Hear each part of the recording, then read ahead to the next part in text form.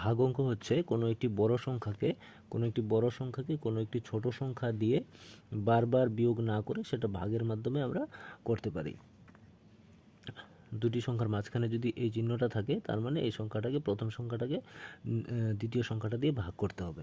সবসময় বড় সংখ্যাটাকে ছোট সংখ্যাটা দিয়ে ভাগ করতে হবে।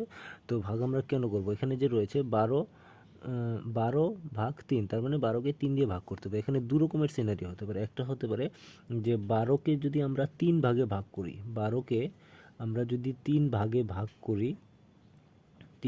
করি তাহলে প্রতি ভাগে কয়টা করে জিনিস পড়বে। মনে করো এখানে যদি 12টা কিছু থাকে, মনে করো 12টা আপেল থাকে, 12টা আপেল যদি থাকে তোমার কাছে, তাহলে সেই 12টা আপেলকে আমরা 3 ভাগে ভাগ করলে 3 ভাগে ভাগ মানে 3জনকে ভাগ করব। একজনের এ, একজন বি, একজন সি, 3জনকে ভাগ করব। তাহলে প্রতি ভাগে কয়টা করে আপেল পড়বে, এরকম ভাগ অঙ্ক থাকতে পারে। আবার থাকতে পারে যে 12টা আপেল আছে, সেই 12টা আপেল প্রতি ভাগে 3টা করে থাকবে। প্রতি ভাগে 3টা করে আপেল থাকলে তাহলে কতগুলো ভাগ হবে? এখানে ছিল 12টা আপেলকে 3 ভাগে ভাগ করতে হবে, আর এখানে রয়েছে 12টা আপেলকে প্রতি ভাগে 3টা করে দিলে কতগুলো ভাগ করা যাবে এটা করতে হবে। তো প্রথমে দেখি এটা করলে কত উত্তর বের হয়। প্রতি ভাগে কতটা করে পড়ে? আমাদের কাছে ছিল 12টা। বিয়োগের মাধ্যমে প্রথমে করে দেখি।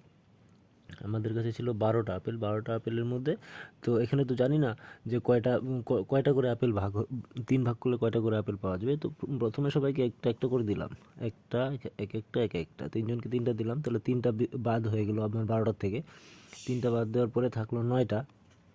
তারপরে আমাদের কাছে 9টা আছে, 9টা থেকে আবার প্রত্যেককে একটা একটা করে দিলাম, এক একটা দিলাম, তাহলে আবার 3টা বাদ হয়ে যাবে, থাকবে 6টা।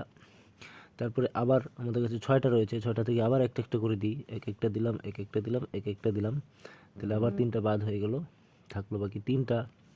আমাদের কাছে এখনও 3টা আপেল আছে, তারপরে আবার একটা একটা করে দিলাম, এক একটা, তাহলে আবার 3টা বাদ হয়ে গেলো, শূন্য হয়ে গেলো। তার মানে আমাদের কাছে আর কিছু নেই, শূন্য হয়ে গেছে। তাহলে সবগুলো আপেল ভাগ হয়ে গেছে। সবগুলো আগে ভাগ হয়ে যাওয়ার পরে প্রতি ভাগে কয়টা করে পড়লো?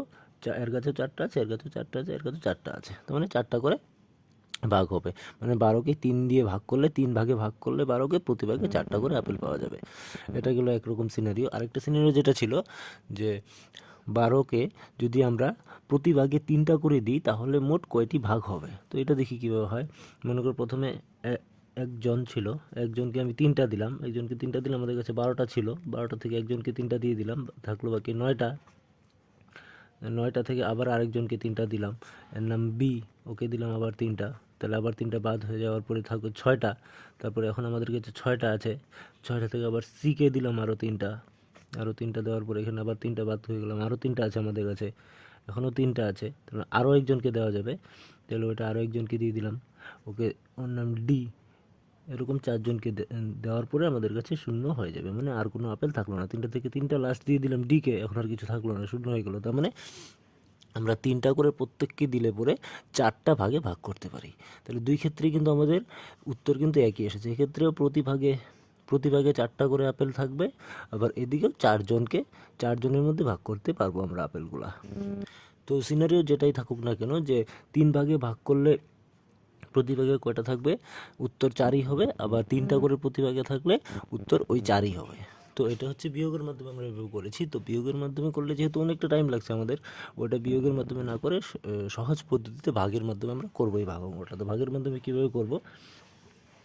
12কে 12কে আমাদের ভাগ করতে হবে। তো 12কে এখানে রেখে এইদিকে রাখতে হবে এরকম 3,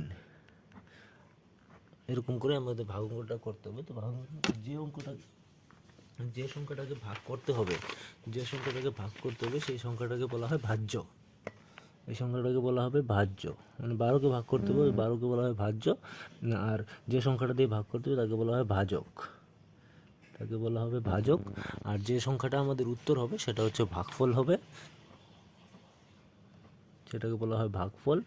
আর ভাগ করার পরে যদি কোনো কিছু বাদ থাকে, এখানে যদি একটা আপেল বেশি থাকতো, 12টা না থেকে যদি 13টা থাকতো, তাহলে 3 ভাগে ভাগ করে পরে সবাইকে 4টা করে দেওয়ার পরে আরও একটা আপেল বেশি থাকতো, যে 4 আর 4 8, 4 12, তাহলে আরও একটা বেশি থাকতো, তাহলে এখানে একটা বেশি থাকতো, একটা অবশিষ্ট থাকতো, ওটা কারোকে দেওয়া যেত না, একটা তো আর ভাগ করা যেত না। তাহলে ওটা হয়ে যেত অবশিষ্ট, এটা অবশিষ্ট বা ভাগশেষ। এটা এখানে বাদ দেওয়ার পরে যদি কোনো কিছু থাকে তাহলে ওটা হচ্ছে ভাগশেষ হয়ে যাবে, এখানে এটা ভাগশেষ ভাগশেষ থেকে থেকে যেতে পারে। এটা সবসময় থাকবে না, কোনো কোনো অঙ্কতে থাকবে। তো যাই হোক, তো ভাগ অঙ্কটা করবো কীভাবে? করার জন্য এখানে যে সংখ্যাটা থাকবে ভাজকটা, সেই ভাজকের ঘরের নমতা বলতে হবে, তিনের ঘরের নমতা। তাহলে বলি আমরা তিনের ঘরের নমতা আগে পড়েছি আমরা। তিনের ঘরের নমতা কী আছে? তিনের এই নমতাটা পড়ে দেখতে হবে তিনের সঙ্গে কত গুণ করে আমরা 12 পাবো সেটা বের করতে হবে। তিনের সঙ্গে 3 একে 3, তিনের নমতা বলছি, 3 দুগুণে 6, 3 তিরিকে 9, 3 চারা 12। তাহলে আমরা পেয়ে গেলাম 12। 12 কত? তিনের সঙ্গে কত গুণ করতে লাগলো? তিনের সঙ্গে 4 গুণ করতে লাগলো। তিনের সঙ্গে 4 গুণ করে 12 পেয়ে গেলাম। তো এখানে এটার ভাগফলটা হয়ে যাবে 4, মানে উত্তর হয়ে যাবে 4। মানে ওই একই আবার বের হয়ে গেল। 12কে 3 ভাগে ভাগ করলে প্রতি ভাগে 4টা করে থাকবে, বা 12কে প্রতি ভাগে 3টা করে দিলে 4 ভাগে হবে। তো 12 হওয়ার পরে যেহেতু আমরা উত্তরটা পেয়ে গেছি, 4 দিয়ে গুণ করে 12 মিলে গেছে আমাদের, ওর জন্য এখানে 3 4 12, এখানে এই 12টার নিচে আবার ওটা লিখতে হবে।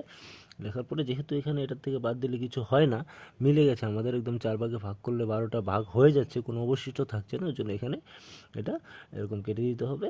আর যদি এখানে কোনো অবশিষ্ট থাকে তাহলে এটা হয়ে যাবে এরকম যে 12কে 4 ভাগে 12কে 3 ভাগে ভাগ করলে 4 প্রতি ভাগে 4টা করে পড়বে।